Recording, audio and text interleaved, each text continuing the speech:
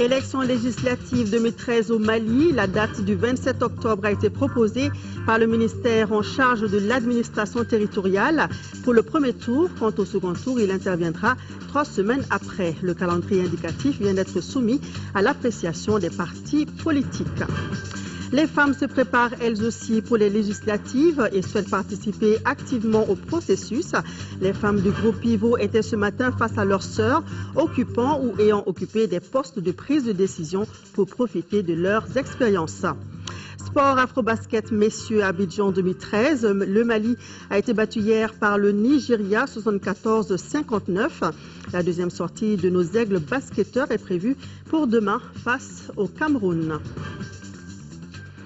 Madame, Monsieur, bonsoir. Merci d'être avec nous sur l'ORTM et bienvenue dans ce journal que nous ouvrons par les activités du président de la République par intérim. Diankouna Traoré a reçu ce matin en audience le représentant résident de la Banque mondiale au Mali, Ousmane Diagana. L'audience a duré une trentaine de minutes, mais rien n'a filtré de l'entretien. C'était donc ce matin une audience accordée aux représentants résidents de la Banque mondiale au Mali par le président de la République par intérim. Une audience de 30 minutes, mais rien n'a filtré de l'entretien. Autre audience, cette fois à l'Assemblée nationale. Le président par intérim de l'institution a reçu le réseau international des observateurs électoraux. Ce réseau qui a participé à la supervision de l'élection présidentielle est venu remettre à Younousi Touré son rapport sur l'élection. Reportage de Isaac Thienou. Ces observateurs sont venus rendre au président de l'Assemblée nationale le rapport de leur mission après l'élection présidentielle. Nous avons fait la lecture de toutes les institutions de la République. Toutes les institutions de la République sont mobilisées comme un seul homme pour accompagner l'organisation de cette élection jusqu'au résultat final. Et je tiens à vous dire que Mali a marqué une histoire pathétique dans l'Afrique. Et c'est un exemple à suivre. Dans notre rapport, nous avons vu les handicapés qui sont déplacés, les aveugles qui sont déplacés, et les personnes âgées qui sont déplacées, surtout les femmes, la mobilisation des femmes sont déplacées pour venir. Nous avons aussi fait des remarques pour les processus électoraux prochains. Si les présidents de bureaux de vote pouvaient signer les bulletins, ce serait très bien. Le Mali vient de donner un exemple à l'Afrique en matière de démocratie, selon les observateurs.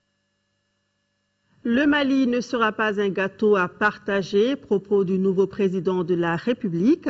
Ibrahim Boubacar Keïta s'est exprimé hier face à la presse pour se présenter comme le président de tous les Maliens de la refondation et de la réconciliation nationale.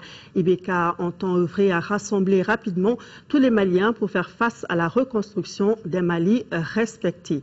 Reportage de Ibrahima Traoré. Le tout nouveau président de la République a choisi son QG de campagne pour s'adresser à ses compatriotes. Ibrahim Boubacar Keïta a tenu d'abord à réitérer toute sa reconnaissance au peuple malien qui a voté dans la paix et la sérénité. Il a rendu hommage à la communauté internationale pour son soutien au Mali pendant toute la crise. Ibrahim Boubacar Keïta a adressé particulièrement un salut républicain et fraternel à son jeune frère et challenger Soumaïla Cissé. IBK se présentera ensuite comme le président de tous les Maliens, le président de la refondation et de la réconciliation nationale. Mon premier devoir dès le 4 septembre 2013 sera d'œuvrer au rassemblement de toutes les Maliennes et de tous les Maliens, sans exclusive aucune, autour des idéaux de paix, de tolérance. Nous construirons une démocratie vraie, apaisée et transparente, respectueuse, où chaque citoyen, quel qu'il soit, trouvera sa place. Je serai le président de la réconciliation nationale. Cette réconciliation est nécessaire pour faire face aux exigences légitimes de notre peuple. Reconstruction d'un État de droit, redressement de l'armée et de l'école, lutte contre la corruption, développement économique et social pour que tous les Maliennes et tous les Maliens profitent des progrès que nous ferons, que nous ne manquerons pas de faire. Ibrahim Boubacar Keïta mesure l'énorme espoir et les grandes attentes de ses concitoyens. C'est pourquoi il s'est engagé à servir rien que le Mali. La fermeté, selon lui, sera un passage obligé pour faire face aux défis de l'heure. Ibeka insistera que son régime ne sera pas celui d'un partage de gâteaux. Désormais, seul le mérite sera récompensé. C'est une ère nouvelle qui s'ouvre, pleine de promesses et de défis. C'est l'ère d'un Mali nouveau, qui retrouvera toute sa place dans le concert des nations. Un Mali souverain et respecté, au dehors comme au dedans. Je serai le président d'un Mali bâti et fier, Inch'Allah. L'heure du changement semble donc sonner au Mali. Le nouveau président donne ainsi le signal avec à la clé tolérance zéro pour l'injustice et l'impunité.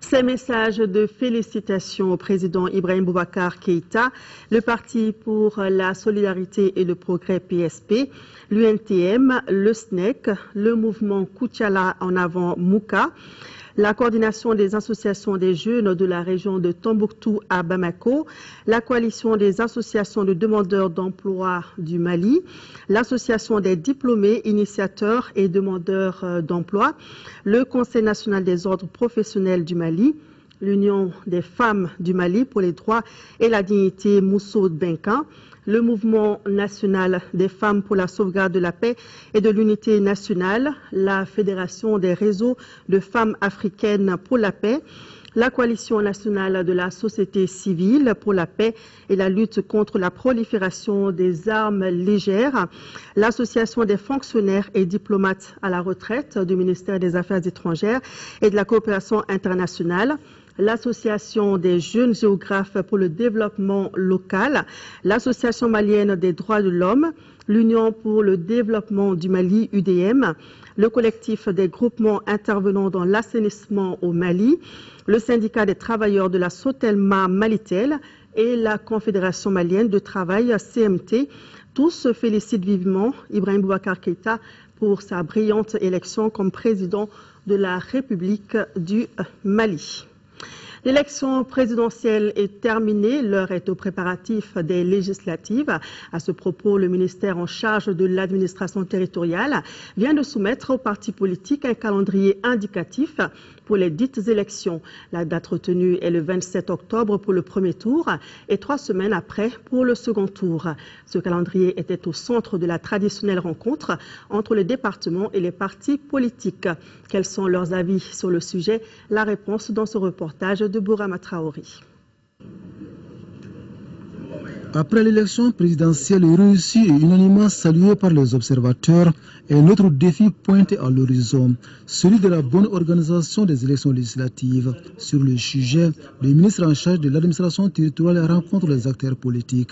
Il s'agit de débattre du calendrier proposé par le département de tutelle pour la tenue de ces élections de proximité.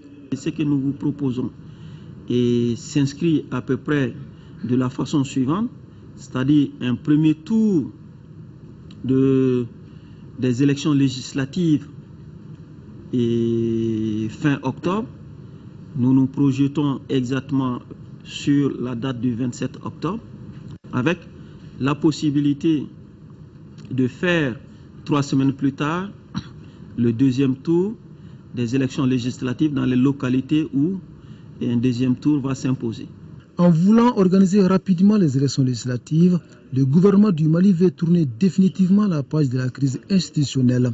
C'est ce qu'a expliqué le ministre Moussa Senkou Koulibaly. Mais sur le calendrier proposé, les avis des représentants des partis politiques divergent.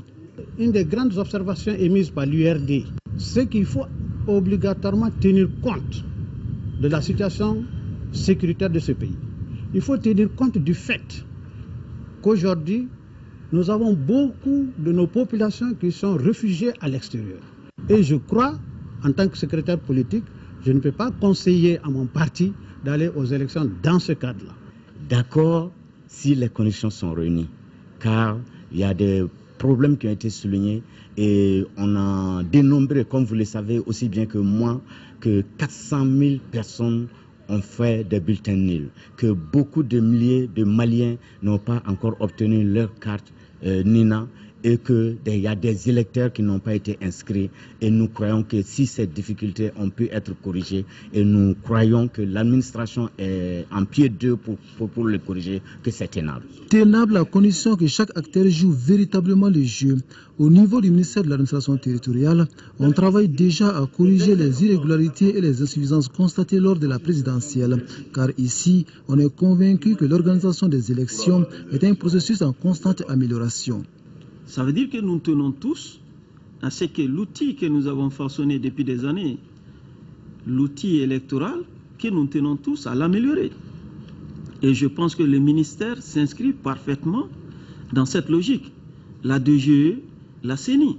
Essayons de nous assurer qu'à tout moment, le processus est suffisamment juste, le processus est suffisamment transparent, le processus est suffisamment équilibré pour permettre des élections libres, pour permettre de respecter la volonté des citoyens maliens. Pour moi, c'est ça le plus important.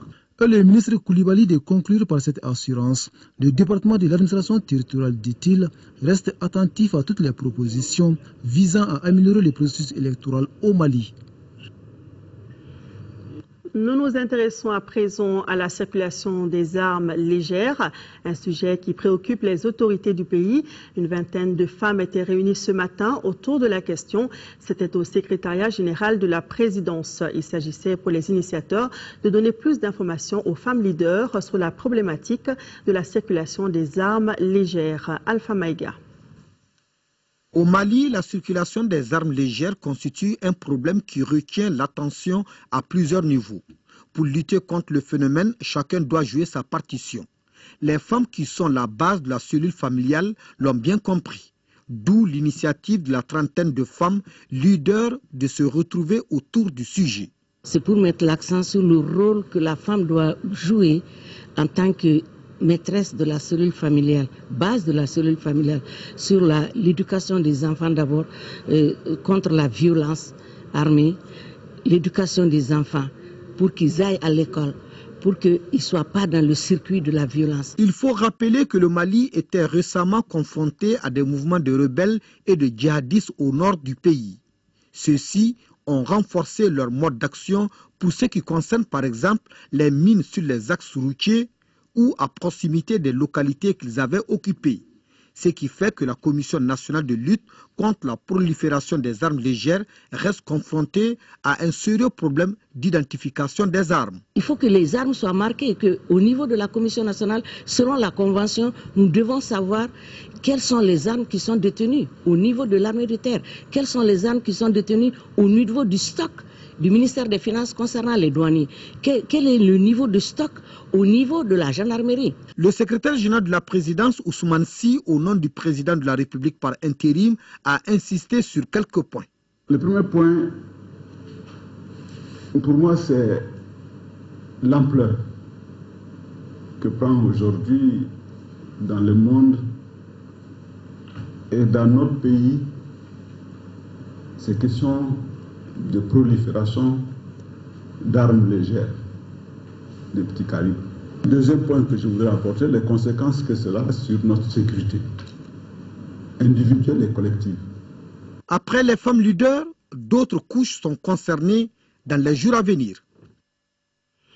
Nous restons avec les femmes leaders du pays. Elles étaient ce matin face à plusieurs femmes ministres et députées autour de la plateforme de veille des femmes.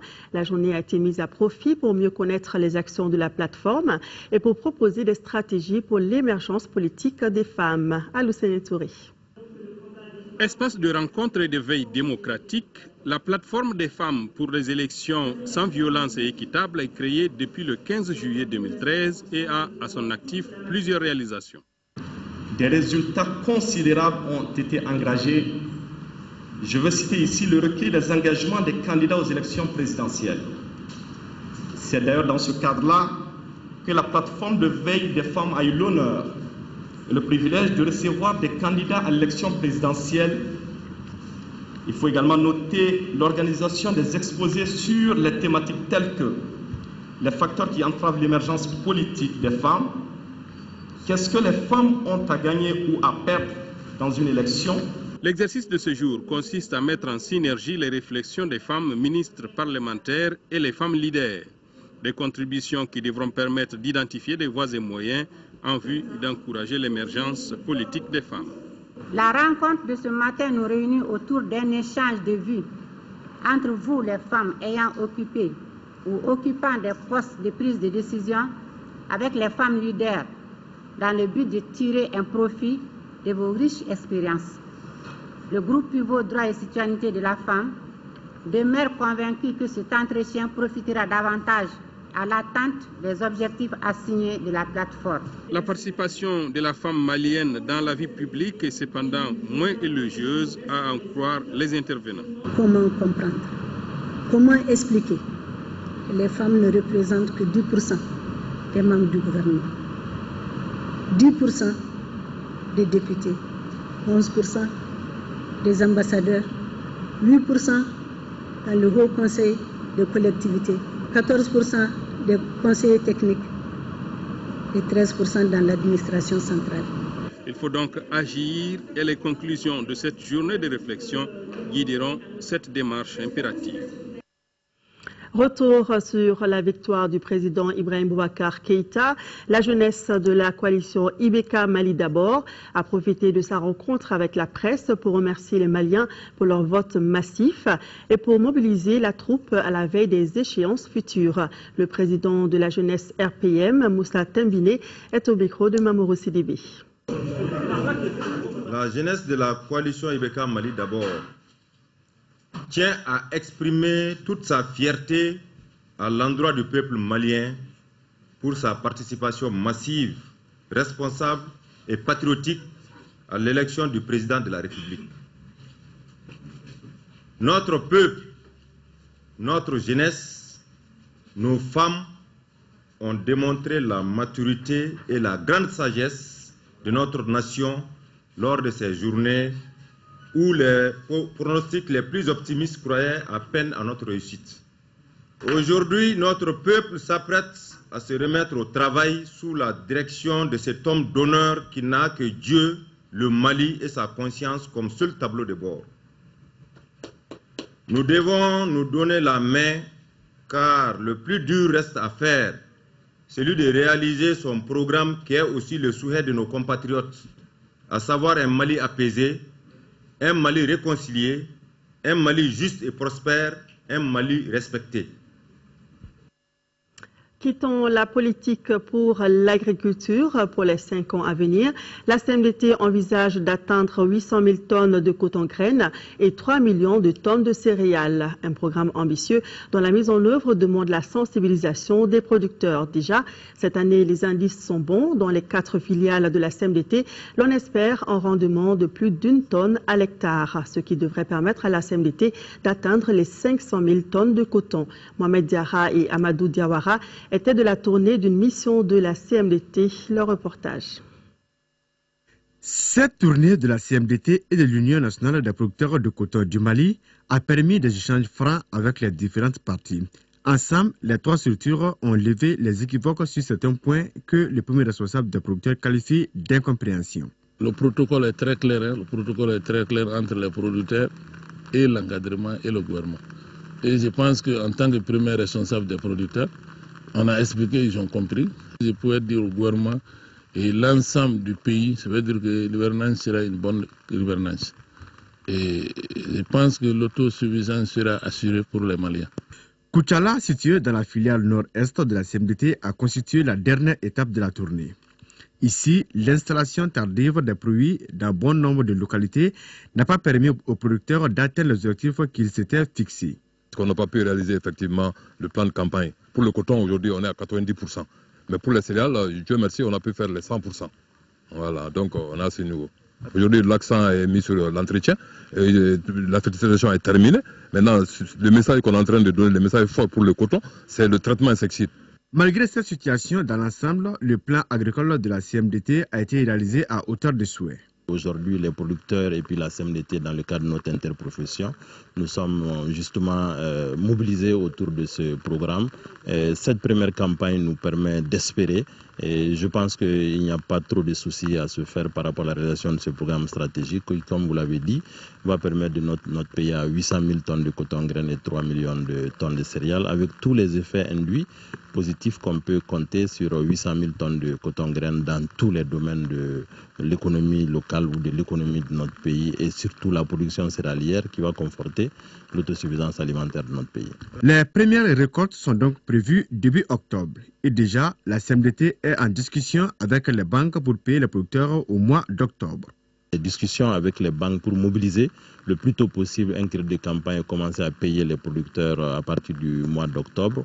Les opérations d'entretien des pistes rurales, la révision de nos unités industrielles, le parc de transport, les usines de grainage, je pense que toutes les dispositions sont en cours aujourd'hui et nous allons améliorer, disons nous comptons améliorer plus que la campagne 2012-2013 qui nous a vu dans une très bonne performance industrielle, et je pense que la campagne 2013-2014 sera meilleure à 2012-2013. À la lumière des constats faits sur le terrain, on peut dire qu'il y a plus de peur que de mal. La campagne agricole 2013-2014 est belle et bien prometteuse. Reste à souhaiter que les pluies continuent de tomber jusqu'en octobre. C'est en tout cas ce qu'espèrent les spécialistes. Un espoir naturellement partagé par les producteurs. Dans le secteur de l'eau et de l'assainissement, WaterAid et ses partenaires s'engagent à inciter les décideurs politiques et les chefs d'État à respecter leur engagement en la matière. Ils l'ont fait savoir ce matin au centre Awa Keita à travers le lancement d'une pétition pour faire des questions d'eau et d'assainissement une priorité. Reportage de Abdraman Maïga. Obtenir 50 000 signatures pour en faire un outil de plaidoyer à l'Assemblée générale des Nations unies en septembre prochain, voilà l'ambition que s'est fixée la société civile malienne à travers ce lancement de la pétition pour la priorisation des questions eau et assainissement dans l'agenda post-2015. L'eau et l'assainissement sont des apports clés pour l'industrialisation du pays. La création d'emplois, la sécurité alimentaire, la réduction des maladies, l'éducation pour tous, le renforcement des ressources humaines, la réduction de la marginalisation. Malgré leur importance, les secteurs de l'eau et de l'assainissement rencontrent des obstacles dans leur mise en œuvre. Pour preuve, à 2 ans de la fin des objectifs du millénaire pour le développement, plus de 2,5 milliards de personnes dans ce monde n'ont pas encore accès à des toilettes décentes. Et pire, une personne sur 10 n'a pas accès à l'eau potable. Au-delà de l'approvisionnement ou de l'accès à l'eau potable, il y a encore les questions d'inclusion, les questions d'équité, les questions de durabilité, les questions de qualité qui restent posées. Pour la société civile du Mali, c'est une occasion d'affirmer le rôle central de l'eau et l'assainissement dans le développement humain, durable et respectueuse de la dignité des hommes et des femmes. Avec ces 50 000 signatures, les acteurs de la société civile invitent les décideurs au respect des engagements pris en faveur des secteurs de l'eau et de l'assainissement. Le CICB abrite depuis ce matin une rencontre des membres de l'Association des municipalités du Mali. Ils échangent sur le guide démarche débat communal, un guide qui a pour objectif principal d'asseoir une paix durable dans les zones affectées par la crise. Fademba Keita. Pour l'Association des municipalités du Mali, la collectivité est une institution démocratique qui doit confirmer son rôle de garant de la cohésion sociale. L'objectif de ce débat communal, comme je dis, c'est d'amener tous les acteurs à réfléchir ensemble, à mettre sur la table ce qu'ils ont dans le cœur et dans l'esprit pour qu'on se parle et qu'on touche du doigt tous les problèmes pour bâtir une situation de paix véritable. Que quelqu'un ne dise pas « Ah, je n'ai pas été consulté ». Ce partage en commun des éléments essentiels du débat communal est l'ambition des associations de pouvoirs locaux, de la Direction générale des collectivités territoriales, avec l'appui technique et financier de la coopération allemande. Cette rencontre porte sur la restitution de ce guide de débat communal pour que les membres des différentes associations de pouvoirs locaux comprennent qu'est-ce que le débat communal, afin que les membres de ces associations s'approprient cette démarche et surtout qu'elles aillent expliquer, restituer aux populations. Durant ces 2 jours de rencontre, les participants ambitionnent de favoriser et d'encourager le dialogue et la compréhension mutuelle entre les habitants. Ils entendent également analyser les causes profondes de la crise sociopolitique et sécuritaire du Mali. Cette rencontre de partage du guide sur le débat communal est la suite logique du forum intitulé « Décentralisation immédiate et intégrale pour la sortie de crise au Mali » tenu en novembre 2012. Il était initié par les associations des pouvoirs locaux. La police nationale a un nouveau syndicat dénommé Renouveau de la section syndicale de la police nationale et affilié à l'UNTM. Le syndicat se fixe entre autres comme priorité la dotation de la police d'un statut particulier. Les membres du syndicat étaient face à la presse ce matin. Le compte-rendu du point de presse avec Adama Kodjo. Le bureau est pour le moment une division de la section nationale de la police dans le district de Bamako. Comme tout mouvement syndical, les membres de cette structure entendent œuvrer pour améliorer les conditions de vie et de travail des adhérents. Appuyer les plus hautes autorités pour procéder à la relecture du statut particulier des fonctionnaires de la police malienne. Pour apporter, la deuxième priorité, c'est autre chose que d'aller vers cette unicité syndicale-là. Nous voulons créer au sein de la police malienne un seul syndicat. La nouvelle section syndicale de la police est affiliée au syndicat national des travailleurs de l'administration d'État et à l'UNTM. La cérémonie d'affiliation s'est déroulée en juillet dernier à Bamako. Nous avons besoin d'une police efficiente, capable d'alerter précocement les pouvoirs publics. Cette police doit être accompagnée, elle doit être bien instruite, elle doit être bien équipée au cœur des dernières évolutions scientifiques et techniques. Pour défendre et promouvoir efficacement les intérêts de la police, les responsables du bureau comptent procéder dans les jours à venir à l'élargissement de leur structure à l'intérieur du pays. Études supérieures à présent, 3 étudiants maliens de l'école supérieure d'ingénierie, d'architecture et d'urbanisme ont présenté aujourd'hui leurs travaux d'aménagement du quartier sans fil à un jury. Les étudiants participent ainsi à un concours organisé par l'association urbaniste Sans Frontières avec le soutien de l'UNESCO. Reportage de Boubacar Sissoko.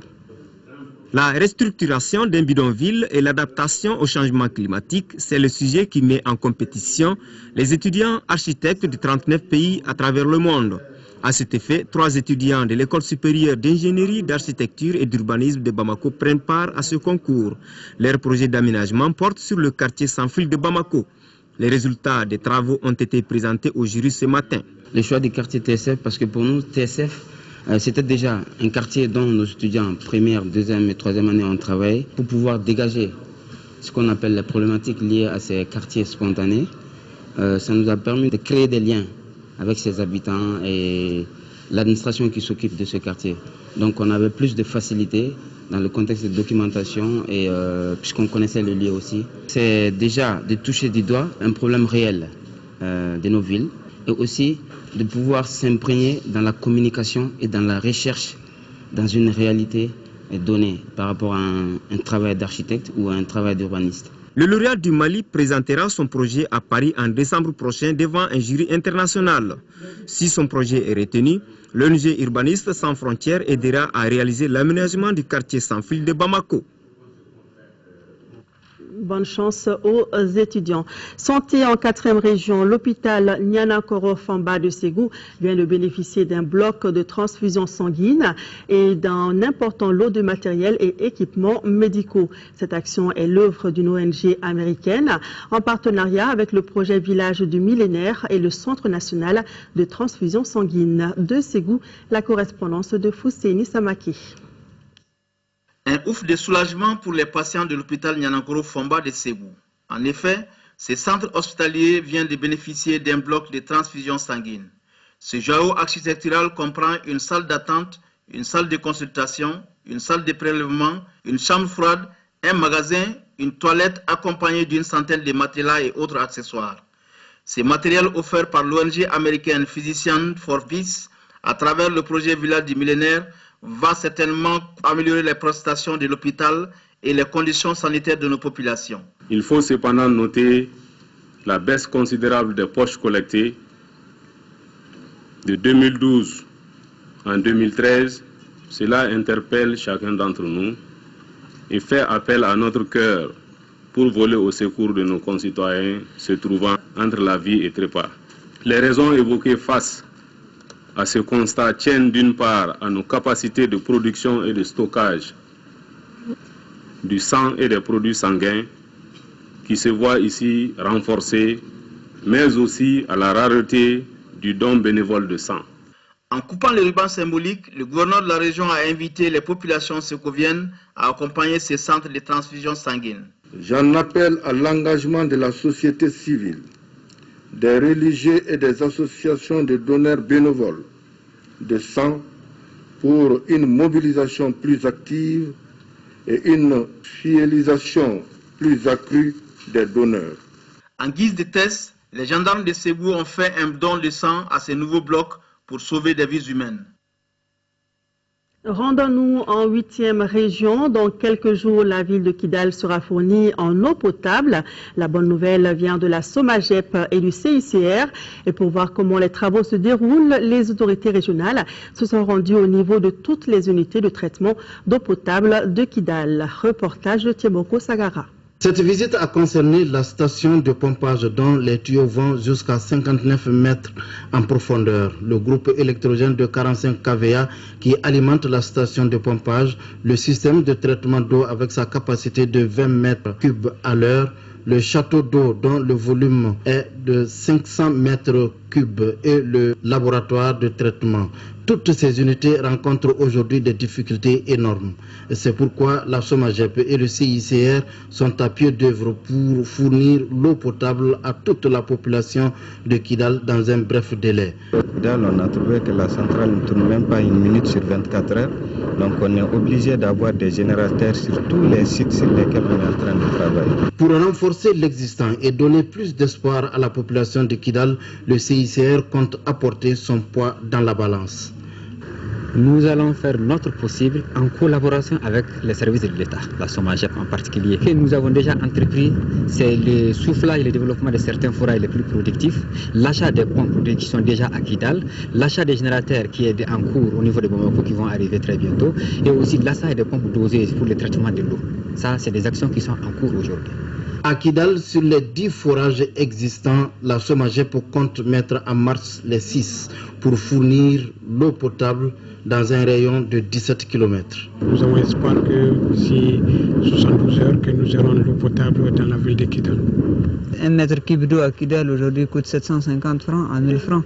Donc alors qu'avec la fourniture de l'eau, même quand le DEN faisait payer, c'était à 113 francs. Donc vous voyez la différence. Et puis la disponibilité de l'eau.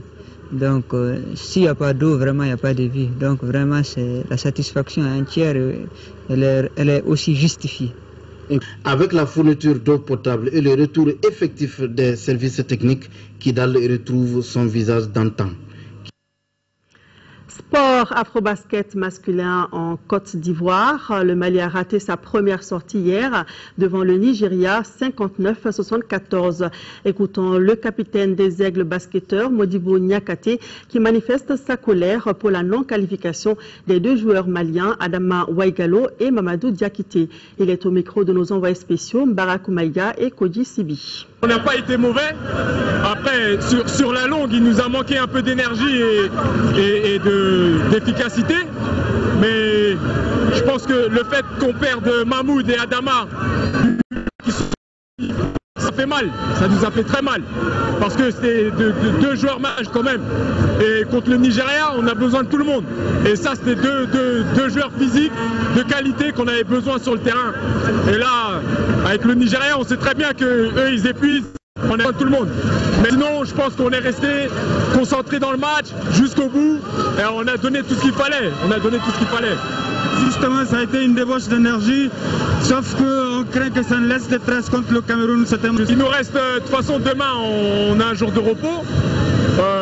Après, on est tous humains, on va prendre ce jour avec efficacité, on va faire une séance de shoot sans trop se fatiguer pour pouvoir revenir avec cette énergie qu'on avait aujourd'hui. À l'instant, le capitaine des Aigles basketteurs, Modibo Niakate. Alors, le jour de repos, c'était aujourd'hui. Notez que demain, le Mali joue à partir de 20h contre le Cameroun. Un match que vous pourrez suivre sur TM2 juste après le journal de 19h30. Bonne chance aux Aigles basketteurs pour leur deuxième sortie. Ce sera, je vous le rappelle, demain vendredi à 20h. Cette édition s'achève.